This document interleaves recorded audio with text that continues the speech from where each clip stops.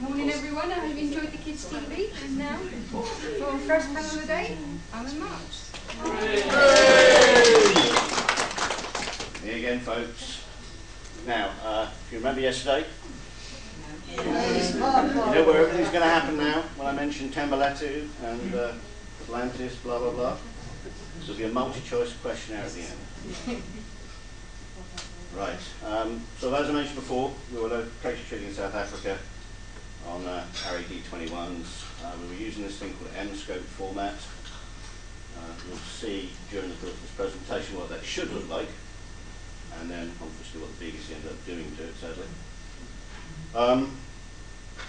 Now, because I'm trying to fill an hour and a half, if I get boring, what I suggest I do is I'm going to let you do questions as we go along, because then it can be strung out. So if there's anything that you see that you're curious about, please put your hand up, ask, and I will elaborate. So don't be shy. Right, okay, remember this shot? Yes. As also there you go, always bring your own sweepers with you for the sand. Every time somebody walks out there and they run in and they do another take, you have to get rid of all the footprints from the previous take. Lovely job. One of the interesting things about this setup was that, as I mentioned, when we were supposed to shoot it, it just rained continually for 3 weeks. So we had to reschedule and do lots of other stuff. The line producer wasn't too happy because they had to pay by the day to hold this set at Dunes, and it was taped off with wonderful BBC safety tape all over the place. But they were getting very worried because they actually the set prop was going to collapse because it was made of wood and it wasn't weatherproof, because they were only expecting it to be out for more than 2 days. In actual fact, it was out there for 3 weeks. You remember the shot from yesterday with the moon? The moon's a very simple thing. There were 2 moons around Carpathia, the planet. They were basically our moons, doctored heavily by our digital map painter. Tracked into a shot like this is very simple. You just kind of find a feature on the distant horizon there and use that tracking information to lock the moon in. Quite a simple shot. This one, however, was fun. This is a side shot of the same set piece. You can barely see it, but Lily is just down there, kneeling down between the 2 parachutes as she comes out. This is looking over Rudy's shoulder. Rudy's the lead AC, and of course he captures Lily. All the other shuttle survivors have been killed. I use the word shuttle because that's what the writer Ben Richards used. I did point out to him, funny enough, that the definition of a shuttle is it goes from A to B repeatedly, like the space shuttle. And he went, oh yeah, you're right. So I said, well, it might be a life pod, escape cat, whatever. And the next day he came back and said, no, he said, I like shuttle. Right, whatever. No real science in this show then. Anyway, what was interesting about this shot was typical thing directors do to you on visual effects, which is shoot from an angle you're not supposed to.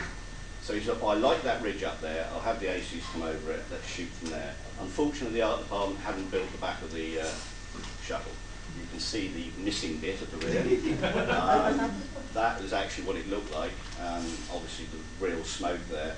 Unfortunately, also from that angle, you can see off the dunes to the grass that separates the dunes from the sea. And obviously they just wanted to look like a desert. So we had the joyous task of fixing the smoke across what we would call a split line, and also fixing the back of the shuttle that didn't exist because they hadn't built it. So typical things you do get thrown as part of your job, and you just have to kind of think on your feet. If it's too difficult to deal with, you usually say so on the day, or at least warn them that it's going to get cost more. That's always a producer question. Right, okay, so Lawrenceford Ridge. Hopefully you remember the Lawrenceford on the map from yesterday. This is again the view down to the gate side of Lawrenceford where they put the gate together. There were a couple of really big set pieces for us on this show. One was Fort Haven, because not only was it going to be seen from this viewpoint, but we're also going to see in Fort Haven on some of the shows.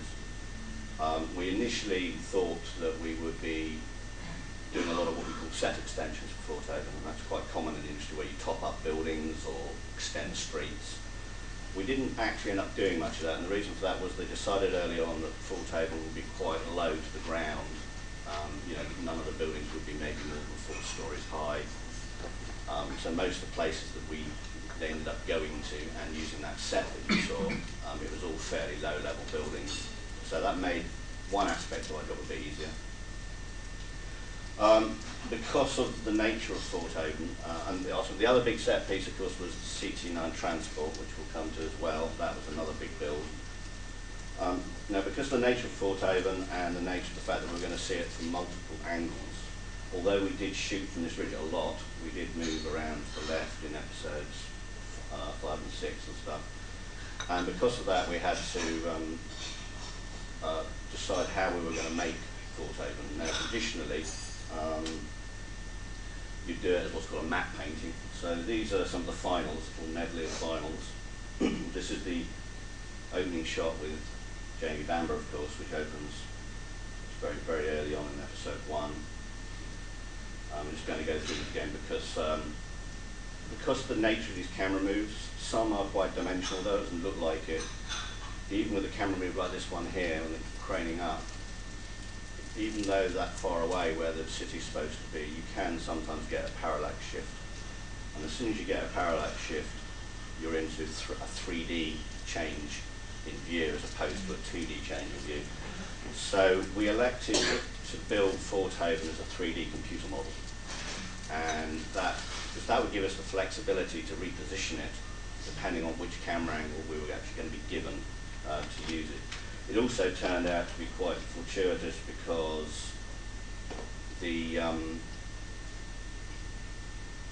when we came to episode 4, which you'll see, where we had a chase across the rooftops of Fort Haven, which we didn't know about, because the kudos are very late with their scripts. They actually sent a script amendment in, a page of script amendments on the morning of the shoot that they were actually using that page for. They do it all the time. They did it on Spooks as well. So it was good because we ended up using the city for close-ups too. So this was the layout provided to us. The art department had a rough layout, but they kind of pretty much said, look, you know, we've got too many other things to do, so if you want to do the city, do it. Because we had a couple of concept artists at Dark Side. So basically we went into where everything might be. As you can see, there's various CT transports. All told, if I remember, there's 5 transports that arrived over the 10 years that prior to when the series started in the timeline. And they obviously landed at various distances. You know, they wouldn't land close to the other ships because you'd blow up the houses that had been built up around them. So basically they landed in a spread out fashion and then the city built up around it. That was the idea. And also because of the shifting sand, the idea was, you know, which you see in one of the later episodes, is that a lot of the early buildings are buried under a story of sand, so they become a basement all of a sudden. Some of the CT transports crashed, so they didn't make it, hence the fact there's only 5 there. I think there's reference to some being lost in space as well. Okay, for the question, please. Yeah. CT, what does it stand for? Yeah, it's something very simple like that, I'm afraid, yeah. And Fort Haven was designed to sort of industrial and food producing areas. That was always one which sort of bothered people out where they get their food and their clothing and guns from. The guns, pretty much everything came with them, with 5 transports full of containers, which of course, as you know, they made the city out of. All the technology came with them. As far as food and stuff's concerned, you can see all there is hydroponics listed in there. There's the hydroponics turns up in episode 6, I believe, the Shapiro episode. No, 7. That was a Jamie Payne episode 7. So there are farms. It's just you never really see them from the distance we're at, and they never really wrote them in any way for us to go there and look at them. There was the solar array to the right, as you know, because you can see it clearly. and that's where all their power came from, was these solar array. You can see the main gate down the bottom there. This is where the XP base was set. Although there's a main gate there, there are other gates. You never see them in the show, but there was no point in having kind of one gate into a, you know, even in Roman forts, they had big ones there, more than one way in, otherwise it would be a real long walk around. But obviously we only really ever see Fort Avon from the main gate. So first off, one of the issues we had, being a BBC budget, even though we're in South Africa, it was a BBC budget still at the end of the day. And normally what you do in my job would be, you would buy height field data, satellite height field data. Satellites that take photographs of the Earth from space, there are those that also take height data, topological radar data, which gives you the elevation. You can buy it to the accuracy of 1 meter on the ground if you have the money. But the trouble is, even if you go to a lower resolution than that, to buy this area of height field data would cost £25,000, which we did not have in the budget, funny enough. So we went the old-fashioned route, which was I got one of the drivers, the unit drivers, to drive into Cape Town, and went to the South African Geographical Mapping organisation, and we just bought lots of real maps printed out, nice and large, of the actual area of Lawrenceford. So this is Lawrenceford, and as you can see, you've got your contour lines. So one of my poor suckers back in London got to digitise this by hand and build up the contour lines. Excellent. Don't be shy, come in, people, if you wish. Grab a seat.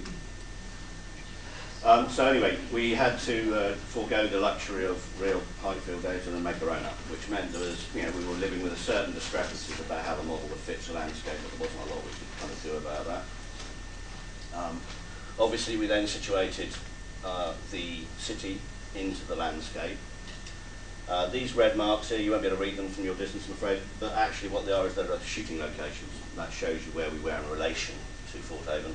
So, you know, here's the big rock where Rudy was standing on top of. The track was here that we shot a lot of the crane shots. You can see the gate down there. And then for the pack, fleur and pack shots, they were done up on this rock here, looking at the same gate.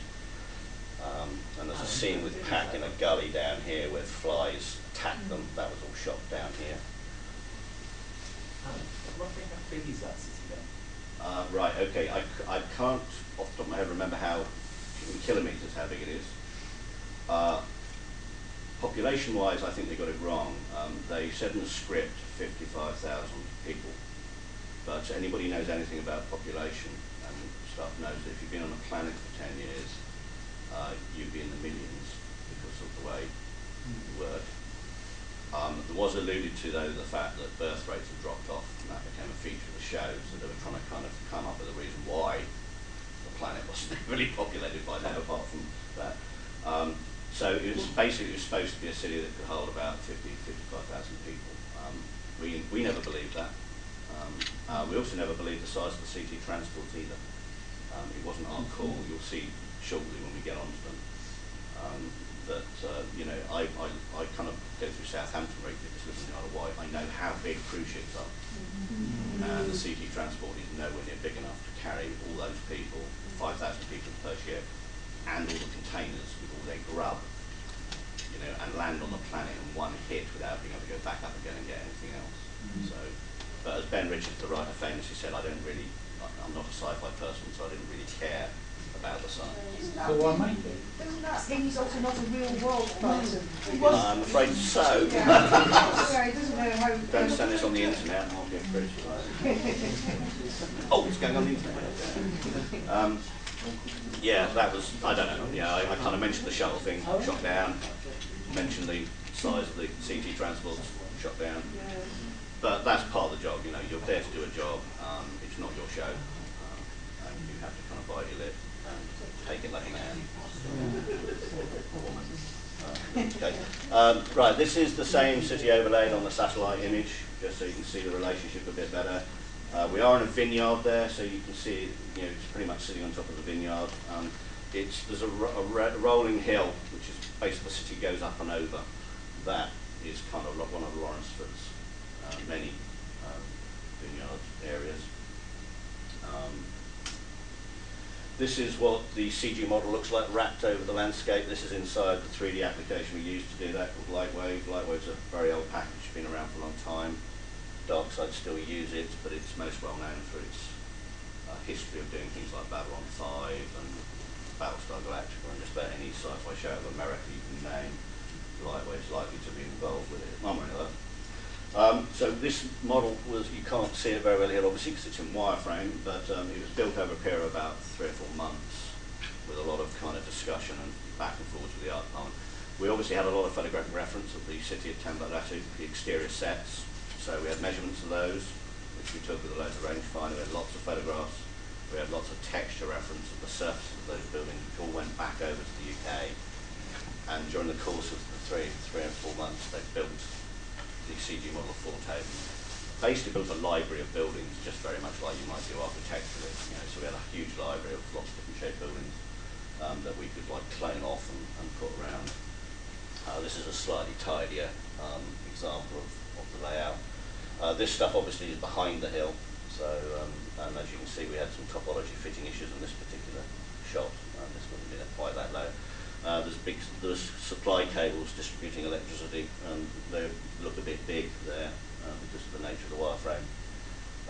They were asked for, and then they sort of decided later on they didn't like them. But you know, we said, well, you know, you can't take them out now because they're in every bloody shop, you know. So people did change their minds, funny enough, in this world that we work in. So this is our 235 overlay. That is what 235 should look like if we had been allowed to deliver a CinemaScope project, which would have been nice on Blu-ray. You know. So we're going to just analyse one of the shots. This is the Jamie Bamber shot, since it's the one that opens the show. So that's the actual plate that was used. So that's what we get when we shoot. Nothing in it. And the first stage after that is to basically do the matte painting element. Now this shot was made up of a number of elements, and it's quite typical, you know, it's not just one thing. Now matte painting, the term is still used, but the modern name for this now is called digital environments. And the reason for that is that a lot of shows over the last few years, the environments are 3D all the time, they're not 2D. So the word painting has kind of had to fall into disuse because you're not really painting anymore. I have a couple of colleagues who are real matte painters who are currently working on the latest Marques feature, and what they're actually doing most of the time is painting textures on 3D geometry, you know, to make it look real. But this is 2D. The far mountain range and the low slopes, basically they are of course vineyards and covered in foliage, and Carpathia, this part of Carpathia is supposed to be very arid and desert-like, so we had to put in distant desert patches and more solar arrays off in the distance for electricity. So that's the painted element you're looking at here. We then have our 3D Forte computer model that's matched in. It is there, but because the front of the shot is a tilt-up, you don't see it till the end. So this is how it comes out of the computer. It looks that strange washed out appearance because it's what's called an OpenEXR file. OpenEXR is an industry format developed by Industrial Light and Magic and given to the open source community. It's basically most computer graphics systems. You may remember we talked briefly the other day about high dynamic range imagery, and I mentioned it a couple of years back when I did my talk, those that are here. And that's where you can capture the real world lighting information of the environment you're in. And what you do is you take a series of bracketed photographs from really overexposed to really underexposed, and you store them in a 32-bit floating point file format, which can store the entire dynamic range of daylight and broad sunlight. You can store more than that, in fact. Computers can now render that type of data. They're good enough now that they can actually render a 32-bit floating point image, which means you have a massive amount of lighting range in the picture, from deep shadow detail to highlight detail. And when the compositor gets this, they can grade it pretty much any way they like and balance it into the background plate. We have a thing called a depth map. Now, I'm not showing you every pass here because you glaze over, and we would fill an hour and a half. This is what's known as a depth map. You'll see them later on in the CG transports. They're pretty much very common with all CG now. And it's these that are used to grade the atmosphere. So the city's obviously quite wide, and where it's white, you'll have a lot of atmosphere, and where it's black, you'll have none, and all the grades in between give you a balance. So again, the compositor can use this map to balance the look of the shot and how the CG element sits in the landscape. And this is the final again, so again you can see in this particular, it's a very misty shot, so of course, you know, it's balanced to work with this particular type of lighting environment. Now this shot here you're seeing here doesn't have the final grade on it. These are shots that I have in my possession, and yeah, they got heavily graded by the colorist at the farm before they went on air. But the Arri D21 shoots this kind of look. So I'll just remind you of the breakdown. This is from one of the later shots, which I really like. The director loved this shot, which is one of the moody evening shots, which you saw on my show in bits. And we even kind of brought the lens flare back in front of the whole thing just to kind of sell it. This is the one where Danny and Amy walk back in with the kid. I don't know how many people saw Outcasts. Did anybody pick up on the continuity issue? Yeah? Well, Amy and Danny took a day and a half to walk from Fort Haven to the lake where Jamie Bamber was killed. And at the lake, they see the CT9 burning up in the atmosphere. Yet they come to this shot and they're back at Fort Haven with the child, and he looks up and the CT transport's still in the air.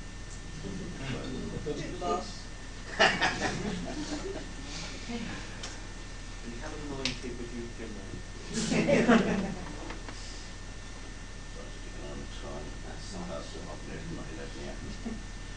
Right. Obviously we did Fort Haven from a whole range of positions, as I said. This is the rock over to the left, which we shot mostly from for episode 5, where Pat walks in at the beginning and looks at Fort Haven at night in the rain. It's also where in episode 6 Amy sees the lights go out in Fort Haven when the AC sabotage the power plant. So here we are on the rock with the Arri D21 shooting the background plate, and then once we have the background plate and we're allowed to have an actor, sometimes it's a bit hit and miss, of course, because we're visual effects, you know, we're not involved. So basically I was standing in there to get a height to the camera to sort of get the shot lined up, and then once we determined all the camera positions, tilt angles and everything, which were recorded by my beautiful assistant, then we would set up the green screen. This was quite fun because a lot of the time it was windy as hell. This thing was like a sail. Fortunately, because the camera was right in front of the screen, we were lucky enough the wind angle that it kind of it was basically billowed out towards the camera, so you can't really see the distortion of the screen. So it did its job quite nicely. But there are some great fun things about shooting outdoors with process screens that you have to watch out for. And if the wind gets too high, you just can't put them up, full stop. This is a particular green screen, little boring tech detail if anybody wants to become a VFX supervisor. You can't just take a standard green screen that you see on, you know, in studios and put them outdoors. They're too hot. You can't expose for them. So what happens is if you take a green screen, it's quite a light colour, and you put it up outdoors and you film somebody in front of it, you'll find that the screen colour exposes out so hot that the person doing the composite can't actually pull a key off it. So you have to buy a particular type of green screen. This is called Deep Optic Green, made by Bristol Paints up in Bristol, and we shipped a load over to South Africa. And it works beautifully out of doors. It does, however, still have to be in the shade, so you can't have it in broad sunlight. You have to angle the screen so that there's no sun on it when you shoot with it. Obviously you can have sun on the actors because they're well away from the screen, or you can light them, of course. So that's one of the little things you have to kind of live with. And you can actually use blue screen in broad sunlight because blue screen is a much darker colour. So if you're going to have to shoot in the sun, use blue. This is the actual blackout shot of Amy looking back at Fort Haven. So you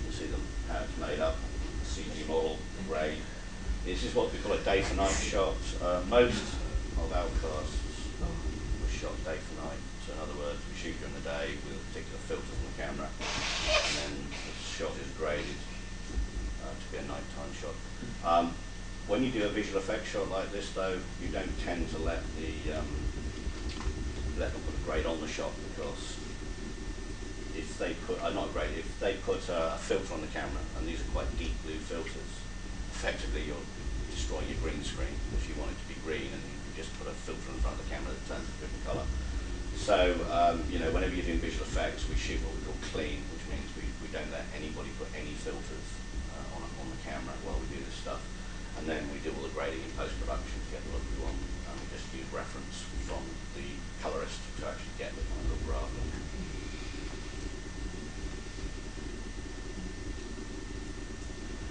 Now, obviously we had Fort Haven viewed from Lawrence Bridge.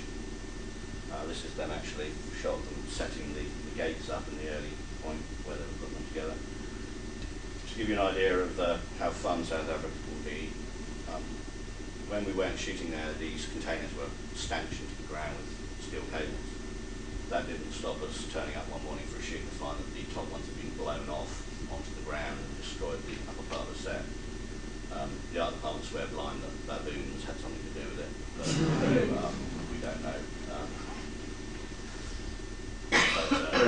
That's obviously what they look like finished. And one of the things you have to do is because this is Lawrence and this is where we're outside Fort Haven, and Tembelettu is where we're at the XP base, you have to join the two together sometimes. You have to kind of make that kind of narrative connection that they're actually the same place.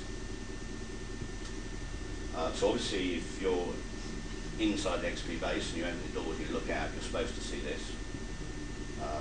And most of the time with shows like this, they do this editorially to save lots of visual effects shots. So if somebody's leaving Fort Haven, you'll never see the transition. You'll just see them walking away into this background or whatever, or you'll see them leaving the XP base from inside without actually being able to see the outside. This is the XP base, of course, with the same Fort Haven front gate. And if you bother to look through the front gate, obviously you see the back of the set for the rest of the set. So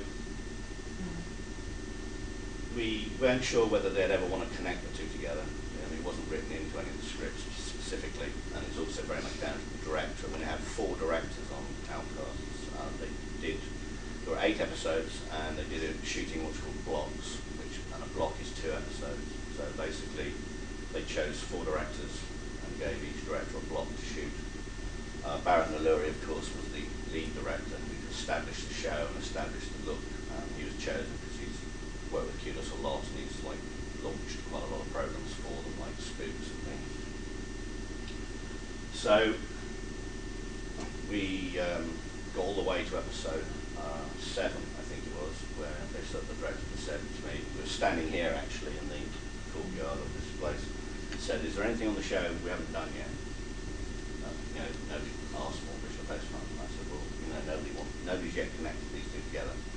So we said, "Okay, let's do that then." So it was all my fault for that one. So obviously to do it you need a green screen. So this is the big green screen we had built. This is the largest one we had made up. It was originally designed to block the end of a couple of the corners in the main set. That big square you saw had a couple of corners where you could look out, and you either just looked into trees, or in the other direction you looked into a little forced perspective set of roofs and stuff. And the plan was always to maybe extend one of those streets off into the distance and have people walking around in it. We did actually shoot one that way, but they never decided to use it in any of the shows. So we had this really big green screen, and we stuck it outside, and obviously the camera was set up to get this shot. Now this was a shot of Liam Cunningham, who's the president of Carpathia, leaving Fort Haven to go on walkabout, and obviously he gets beaten up on the AC, so nice. So this was kind of showing him leaving when he's challenged by Jack Holt, played by Ashley Wolf. So this is the actual plate. The actual shot was longer than this, but it was cut into two in the edit, which is normal. We did the, the big long take as one visual effect shot. Editorially, in the middle of this shot, they cut, well, not in the middle of this one, but they have an earlier part of this take with the gates are just opening, and then they cut to Ashley Walters, and then they cut back to this. To achieve this, you need the background for it. Now, this is where you can never shoot enough stills. Linda and I were in South Africa for 4.5 months. We shot 8,500 digital stills. And I shot a lot of what we call tiled panoramics. Now, if you're not sure what you need for a particular shot, or you don't even know if you're going to make the shot up at some point in the future, just shoot as much as you can. And basically what you do is you put the camera on a nodal, special nodal pan and tilt head, and you tile your entire environment in front of the camera by overlapping lots of photographs. And you can then digitally stitch these together into extremely high resolution images, which means you can push in on them in post-production. So I shot some of these back in block one just for safety, not thinking they'd ever be used. And sure enough, I ended up using them for this particular shot. So this was shot outside Lawrenceford, the gate side at Lawrenceford. As it so happened, it was a good time of day to match the shot at Fort Haven, at Temberletu. So this was stitched together. I haven't got this plate moving, but if you watch the final carefully, you'll see it actually is dimensional. You'll notice that the ground is sliding correctly in perspective. This is what we do to achieve that. A lot of modern compositing systems are 3D now, they're not 2D. In the early days when you did a composite, you literally took a picture and stuck it on top of another picture, on top of another picture, and it's just like Photoshop, loads of layers.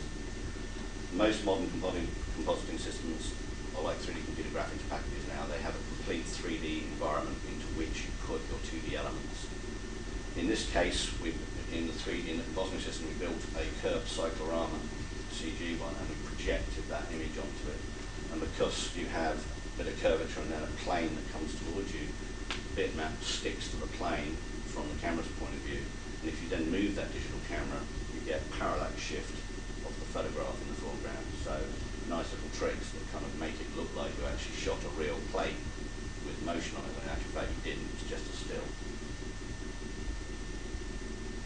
And as you can see, he turns to the left, otherwise you'd have walked into the green screen.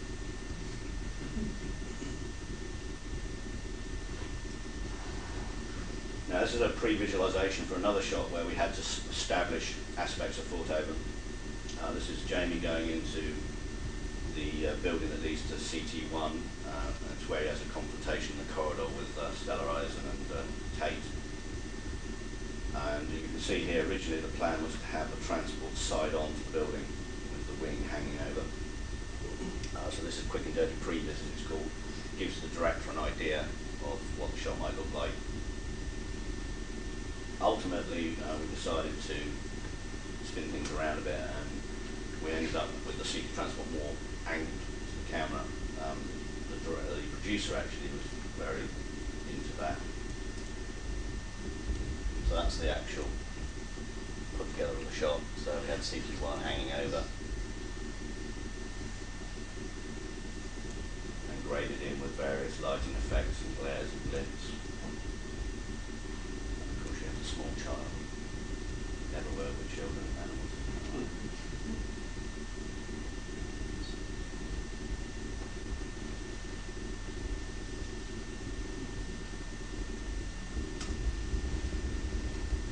We also established the transport in a number of other episodes when requested by directors who just wanted to kind of make Fort Haven live a little. In episode 8, they have a scene where Tate comes out and have a conversation with Stella outside what we call the loading bay, which is that area you saw Jamie Vanma going into just now. And the director wanted kind of like a nice sort of aerial shot to establish the relationship between the city transport and the city surrounding it. So that involves going to the genie bin, and this was done using a method called tiling. Now, the only problem with the genie boom is, even if the camera's bolted to it, you haven't really got a lock off because the thing sways like mad in the wind. So you end up having to do a little bit of work in post-production to get a result. So this is what I was seeing from up there. This is what we call the master plate. You can see Stella there leaning against the wall. This is 235, so again, you can see what it should have looked like if we'd been allowed to deliver 235. And because of the nature of some of the angles and the lens sets we have, being shooting anamorphic, you can see the vignetting at the very edge of the frame caused by this is a really wide lens. This is like a 24, and it gives extreme distortion. To do a shot like this, which you'll see, we're doing a method called tiling. So what we do is we shoot this plate, which is our master plate with the live action element in, and then we tilt the camera up and we shoot another plate with an overlap, and we tilt up again and we shoot another plate with overlap, and we keep doing this. We did this about 9. We did about 9 plates, which all had this overlap. This is one that's ran to the right a bit, and we can basically tile these plates together to make a really big image, of which one bit has live action in it. Now, to show you what we have to do before we can do the tiling and before the matte painter can work, you can see the spherical distortion on this image quite clearly. I mean, that rooftop in the background is bowing. That's the lens doing what it does in real life. And you saw this the other day on Mission 2110, but with anamorphics, they're really extreme. That's the undistorted plate. That's how much you have to undistort the plate to correct the distortion of the background. So you can see that we now have straight lines. All of the images had to go through this process and then be stitched together after this process, so the matte painter had a nice straight image to work with. We then let the matte painter do their thing. This is a slightly early stage of the painting. It went through a lot of grading in the final shot, which you'll see shortly. You can see the integration of the live action element down the bottom there.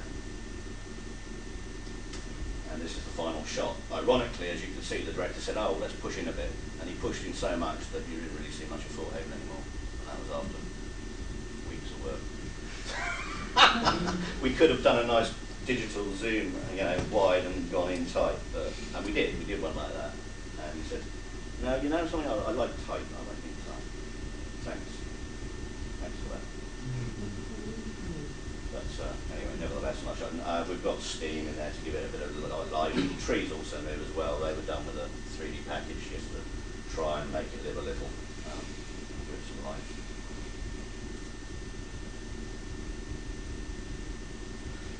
We also did interiors. This was shot at Coles River. This is where obviously the bridge set was, but also the apartments were there. Jamie Bamber's apartment where his wife was, which was actually inside the ship, based at Coles River. So the art department built this wonderful, what we used to refer to as the Premier Inn corridor. And later on, as you'll see when you see the final, the producer hated it. I would have liked them to have built more of it anyway, because it's a real pain trying to extend a corridor this close to, this is the real bit.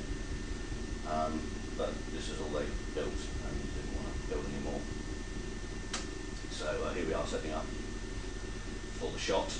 So Jamie walks into this shot and goes to the door of his apartment and enters. And they wanted to see a big long corridor. And originally we did a test by just cloning off this bit of corridor, and they said, it really does look like a hotel. And it looks like a bad hotel. So our 3D guys had to get together and do a lot of work. And basically, apart from all the tracking stuff, we had to build a whole 3D corridor that looked sci-fi. And give it some life with lots of widgets and vents and stuff and lighting, and then basically put Jamie into it. Can you see all right? It's a bit dark and it is.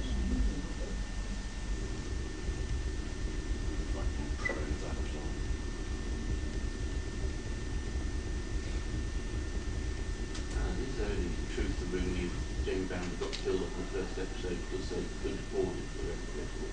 No, not at all. I mean, he wasn't that expensive by comparison to, they had people like Ian Cunningham and, Eric Navius.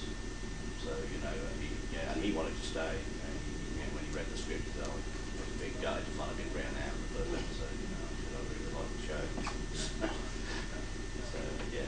Those interesting characters, and they killed him off straight away. Well, there was the option to bring him back because by the time you get to episode 8, you realise that there are alien replicants wandering around. So there was good reason that if the planet wanted to, it could recreate him. You know, but obviously we never got that far because the BBC pulled the plug. Right, this is CT9, as it was from the art department, concept art. As you know, it's very different in the show. They liked the back bit, although they felt it was a bit brief. So as you saw from my show reel the other day, we added quite a few rings to it, I think 3 all told. I made it longer. The front was a bit weird, nobody liked it. Somebody said it's like a wagon train in space. So we were asked to kind of redesign it. Also there was no belief that the front could actually enter the atmosphere in any sensible fashion, especially since it wasn't a controlled landing, it was a, you know, shuttle-style high-speed re-entry. So we kind of picked this up and we did a lot of work with it, and this is the wireframe. This is shot 21 from episode 1, which is one of the flybys where you can see the damage on the side of it that has to be repaired. So this is kind of the first animation test stage where you just render out a wireframe and show it to the director and say, you know, do you like the feeling of the flyby and stuff. We also do it in other quick and dirty forms. This is what's called the diffuse pass, the base colour of the object. Now, I won't show you all the passes because again, you know, we'll be here until doomsday. In the old days, you used to try and render this all in one hit and end up with a final picture. When you hit go on the computer, you get the finished thing out.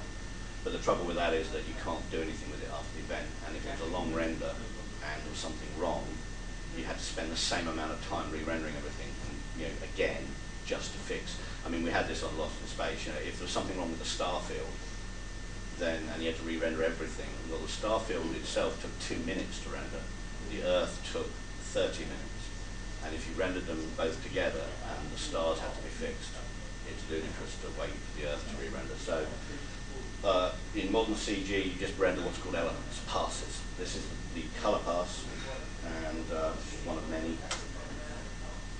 This is our dirt pass. This does all the dirt and the scarring on the ship because they were very keen to have the ship look like it'd been belted by a lot of stuff in space on the way here.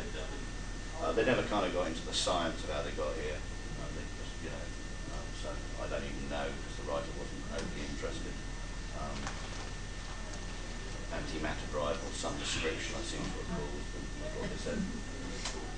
Yeah, question. Yes. Now, passes on 35mm, I understand, because you just shove them on an optical printer one on top of each other. Yeah. But digital ones, that's a bit of a new one. How do you stitch them all together? Well, it's not really new. I mean, we've been doing digital since the 90s. No disrespect, Barry. Yeah.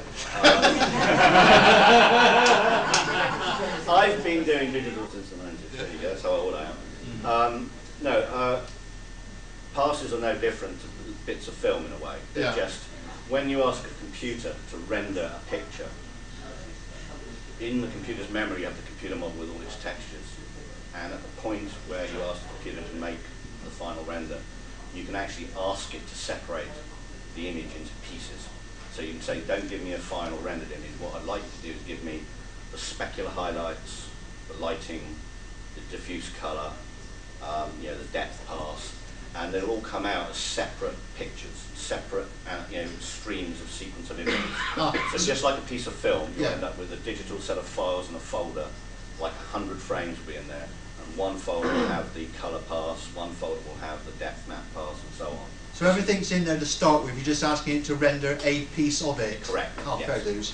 And then the compositor points his compositing package at those folders and pulls them all into the compositing system, and then layers them all on top of each other, and by combining them in certain ways, and if anybody here has ever used Photoshop in anger and knows what layer modes are, you know, things like additive, multiply, subtract, you can run lots of different maths on these different layers that will effectively allow you to recreate a normal full colour looking image. But because they're in separate layers and passes, the compositor has complete control, and he can dial one down or dial one up. So for example, in the very end shot of episode 8 where the ship comes over camera, they wanted it to be a lot more dirty on the hull underneath, and it just wasn't that obvious. So we just went to the compositor and said, look, can you just dial up the dirt? Because it was just one layer, and he went, fine, and he made it look much more obvious. Simple. adjustment and composite, but not if it had been a huge long render and everything was in one go. This is Carpathia, seen from space. This is obviously matched to the shot. This is a matte painting. This next one is lovely sun flares. The directors, as I said, I think mentioned before, into flares. The anamorphic film with anamorphic lenses, you know, they established flares in all the live action, so they were keen to keep this through onto the finals. So here you can see the final comp, and then you get the occlusion as the ship breaks into the sun and everything goes into shadow at the end. And that's kind of what we end up looking like. Just keep an eye out for 11 o'clock because we need to do it.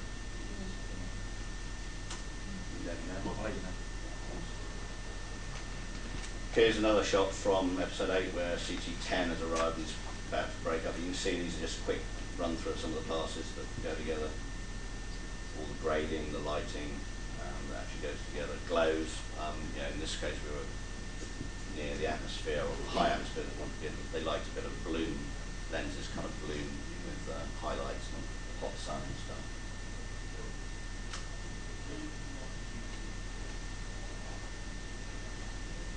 Right.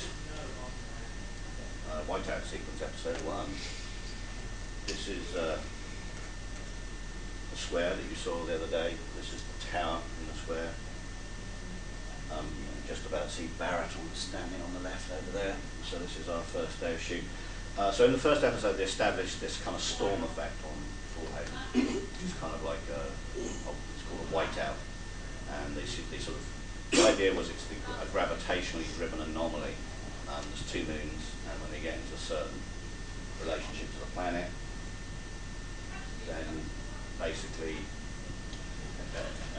when they get into a certain relationship to the planet, they would affect the ground. Sand would be lifted up off the ground and be carried into the air, and then it would turn into a huge dust storm. And later on in episode 3, for those who watched the series, there was a big one that turned up and hammered things. So we had the first hint of this type of effect in episode 1. This is us setting up to do the shoot in the square. And this is one of the shots. There's a sequence in the show. This is shot 18. And you can see Jamie Bamber's wife, Katrina, just throwing herself to the ground there as the storm comes in. And I'm just going to show you. So this is what we call a digitally cleaned background plate. You saw that tower that was built in the middle of the square. Well, obviously it was a big object that was already there, and we couldn't just move it out of the way to get what we would call a clean plate to do what we needed to do. And the reason we had to do this was because the tower had to shake when the storm hit it. So when the wind and everything hit it, they wanted the tower to shake. And obviously in real life it didn't do that, and they couldn't do it because it was too risky. The thing might fall over, a real problem. So they said, let's do it in post. So that meant our artists had to paint it out. So fortunately, being a lock-off, we were able to kind of clone it away fairly easily.